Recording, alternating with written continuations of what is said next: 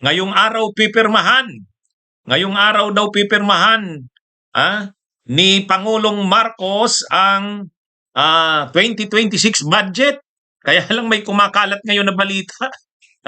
May kumakalat na balita sa Philippine Star. Hindi daw pwede yung mga cellphones ng mga media.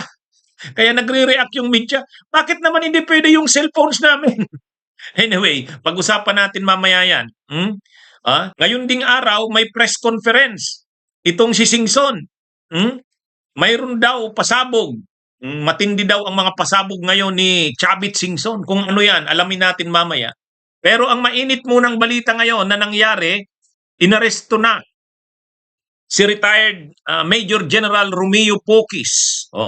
Actually, kagabi ko pa ito ginawang topic.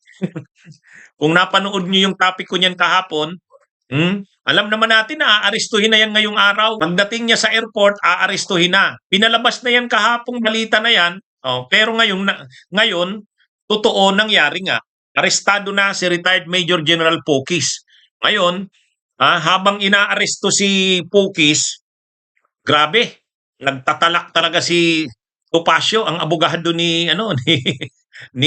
Pocis.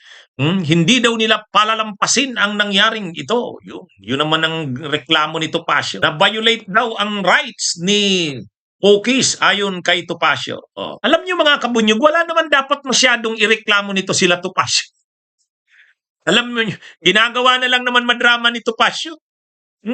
Ginagawa na lang naman madrama ito ni Topacio. Unang-una, isang bagay ito na hindi mo naman dapat ikabigla. Ikakabigla mo ba yan na arestuhin si Pocis? Sa aming mga abogado, alam mo na kapag mayroon ng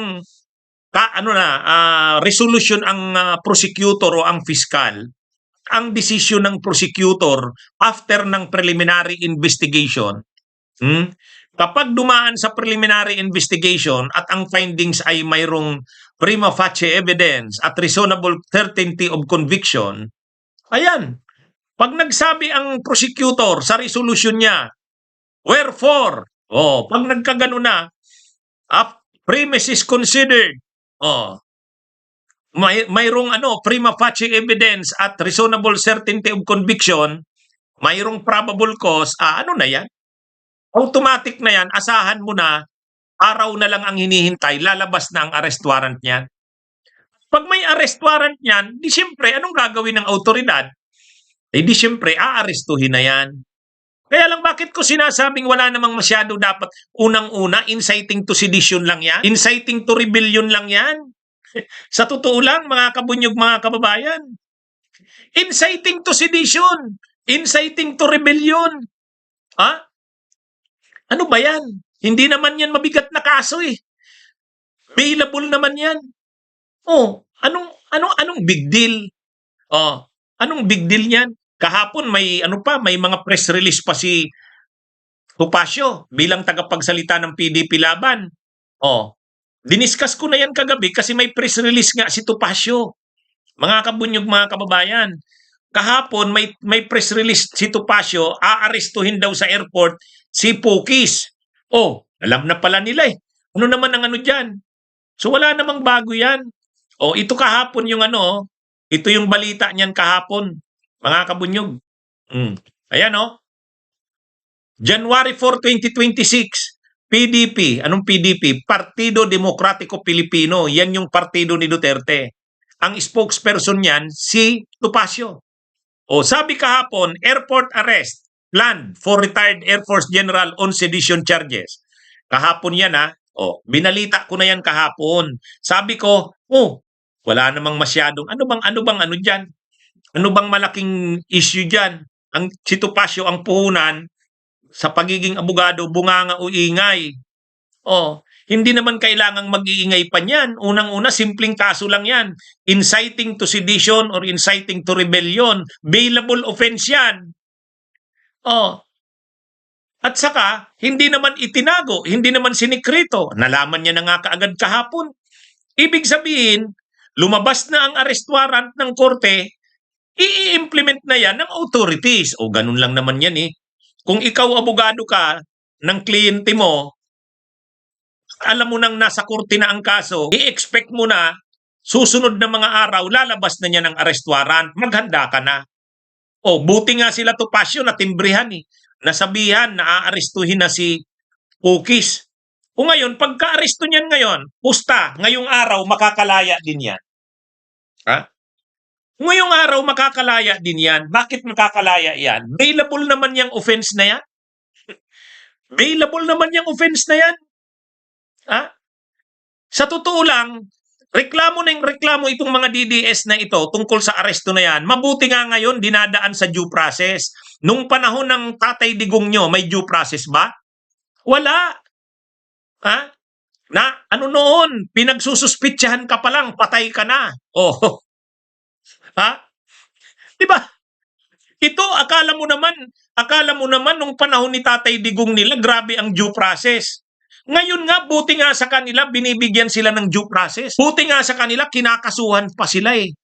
Ay, nung panahon ni Duterte, walang kaso-kaso. Walang kaso-kaso, kaya nga extrajudicial killings eh. Diba? Anong ibig sabihin ng extrajudicial? Hindi na dumaan sa judicial process. Wala na. Diba? Oh, kaya nga extrajudicial. Oh, mabuti nga ngayon, binibigay sa kanila ang lahat ng prosesong legal. Ha? Kinakasuhan, dinadaan sa preliminary investigation. Oh, di ba mga kabunyog? At sa kayang kaso na yan, bailable lang naman yan. Bailable yan. Oh, ngayong umaga, pagka-aresto niyan, disampahan mo, mag-post ka ng bail. Ang baba na lang naman ang bail niyan. Kaya alam nyo, itong mga DDS na ito, lalo na itong sila Topacio, kung makapagsalita, human rights, nababiolate ang human rights. Nagsisigaw kanina si Topacio doon sa may airport. Nagsisigaw. Sabi ni Topacio, papasiukin nyo ako. Pasamahin nyo ang isang abogado namin dyan sa sasakyan. Hindi mo naman kailangan sumabay doon sa sasakyan. Di mag-convoy kayo. Alam naman nilang dadalhin sa Camp Crame kasi sinabi ng dadalhin sa Camp Crame. Pagkatapos sa Camp Crame, dadalhin sa korte. O doon, pwede ka na magpiyansa. Ha? Hindi, sa totoo lang mga kabunyog. Ano naman ang libel dito sa akin? Ano naman ang libel? Sige nga. Anong libel sa sinabi ko? Ha? Alam nyo, ito kasi, kahapon pa, nag-press release na ang grupo ni Topacio. Nag-press release na yan. Mayroon na silang press release kahapon, mga kabunyog, mga kababayan. Ito, ayan tingnan nyo ang date. January 4, 2026. Ngayon, anong pitsa? O di January 5. Ano yung sabi? PDP. Anong PDP? Partido Demokratiko Pilipino. Sinong tagapagsalita niyan? Si Topacio. Ano ang lumabas sa abogado.com? Airport arrest, plan for retired Air Force General on sedition charges. So ngayong araw yan. O, di tinuloy na. Masyado lang grandstanding ang mga DDS, tama ka, Joe Diaz. Sa totoo lang, buti nga sa kanila, binibigyan sila ng due process. Nung panahon ni Duterte, walang due process. Wala. Kaya nga extrajudicial noon eh.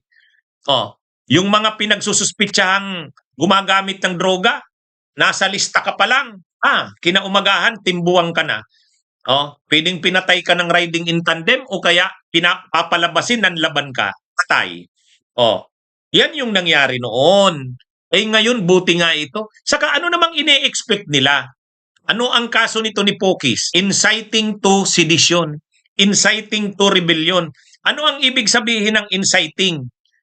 Nang uudyo ka sa tao na mag-alsa. Yan yung yan yung kaso niya. Nag-uudyok sa mga tao na mag-alsa. Bakit? Alin ba yung nag-uudyok siya sa mga tao na mag-alsa? Ay di ba sinakaya ng mga DDS ang issue ng korupsyon. Nakakuha sila ng issue laban sa administrasyon. Kasi ang nakita nila, marami na silang isyung ibinato sa administrasyon. Nandiyan na yung mga pulburon video, kung ano-ano na. Nandiyan na yung mga bangag-bangag, paulit-ulit na sila niyan. Pumutok ngayon yung korupsyon. Pumutok ang korupsyon. Ito ngayon yung issue na pwede nilang magamit. Noong September 21, nanawagan ang mga civil society na mag-rally. Malaki yung rally sa Luneta. Malaki rin yung rally ah, sa EDSA PPM. Pero yung mga rally na yun sa Luneta at saka yung rally doon sa EDSA PPM, matahimik yun, mapayapa yun. Yung rally sa Luneta noong September 21, ang nag-organize, Makabayan Black, Bayan Muna, mga leftist, saka yung Partido Lakas ng Masa, tahimik yun, mapayapa yun.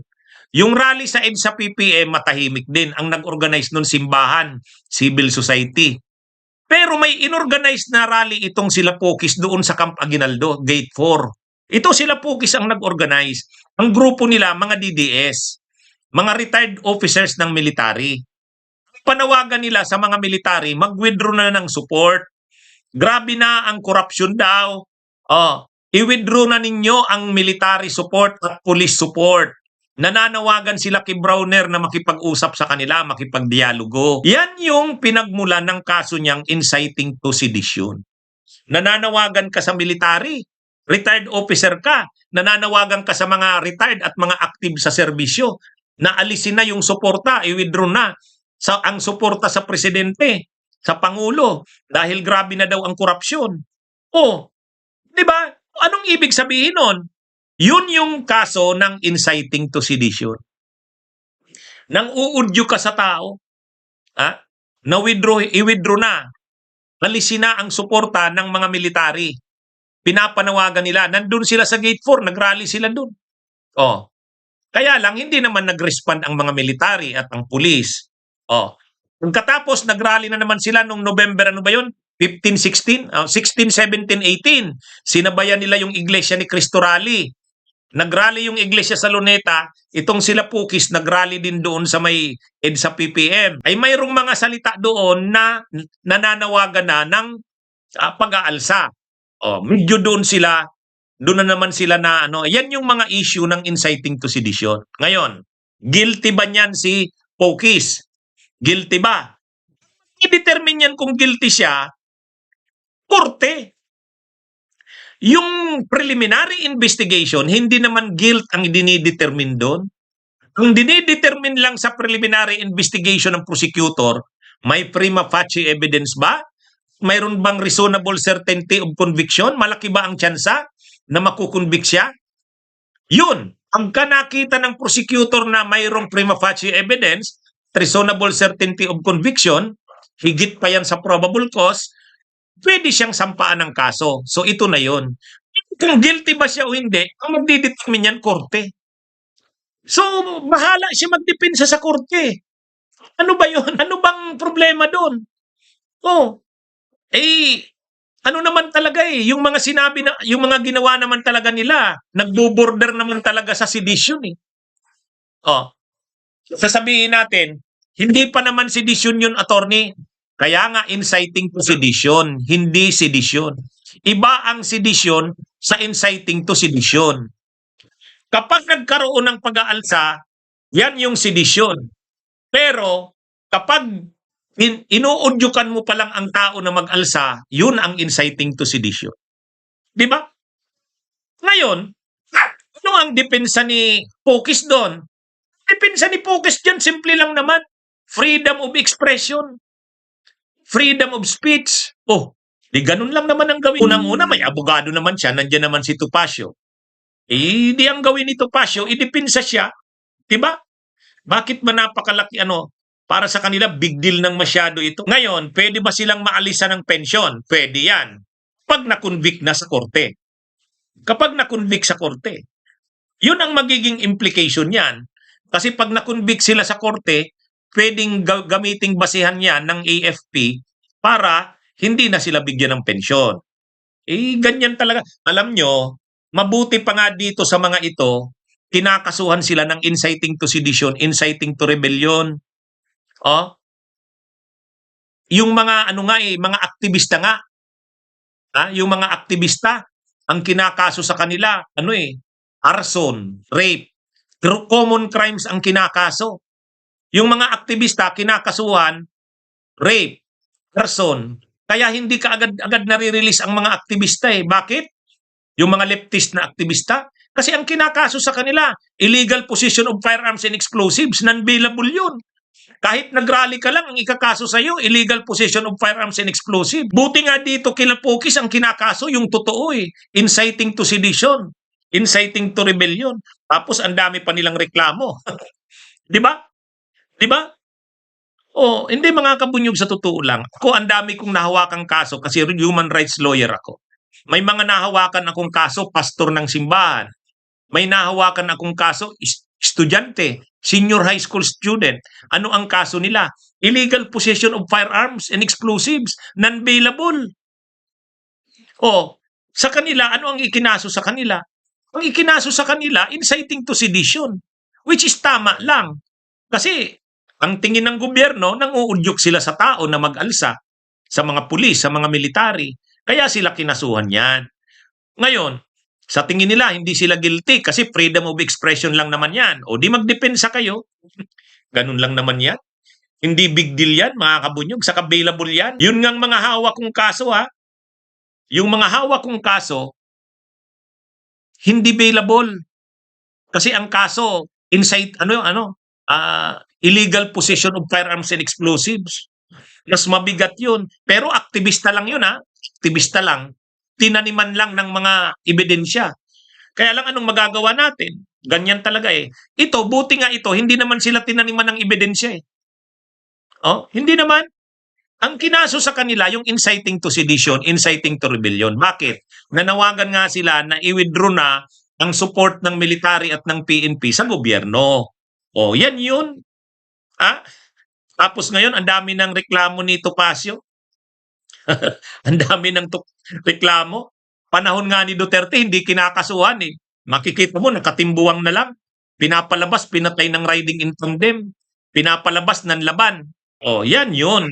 Ngayon, buti nga kayo, mayroon kayong due process. Di ba? Oh, mga kabunyog, mga kabayan. Oh, kaya ano ito, sa nangyayaring ito, masyado lang ginagawa ng drama ni Topacio. May sigaw-sigaw pa kanina si Topacio doon. Nakita ko sa video eh. Sabi ni Topacio, pasabayin nyo ang lawyer niyan. Karapatan niya na magkaroon ng lawyer. Oh, pasabayin nyo dyan sa sasakyan. Nagsisigaw si Topacio kanina. Sus naman. Hindi naman yan dinukot. Oh, ang termino na naman nila, dinukot. Mayroon namang warrant of arrest. Kino-cover ng media yung pag-arrest. Oh, hindi naman, hindi naman yan sasaktan. Saan papunta? Papunta ng trame. O di sumunod yung sasakyan ng abogado. O, hindi naman mga kabunyog, mga kabayan, masyado ng itong mga DDS na to, akala mo, pag nagsasalita sila ngayon, dapat daw itaguyod ang human rights. Itaguyod ang human rights. Anyway, ano ito? Mga kabunyog, mga kababayan, sa parte ni retired Major General Pokis, haharapin niya lang naman yan. Hindi naman siya dyan. Ngayong araw, release din yan. Kasi available naman yan eh. May pampiyansa naman yan. Anyway, sige mga kabunyog, mga kababayan, at marami pa tayong balitang bibigyan ng komentaryo. May press con daw ngayon si Chavit Singson. Mayroon daw pasabog. Sige nga, abangan natin kung anong pasabog. Ngayon lang daw ilalabas yung mga ebidensya na yan ni Chavit Singson. Abangan ninyo. Tutok kayo dito sa channels ko. Mga kabunyog. Okay?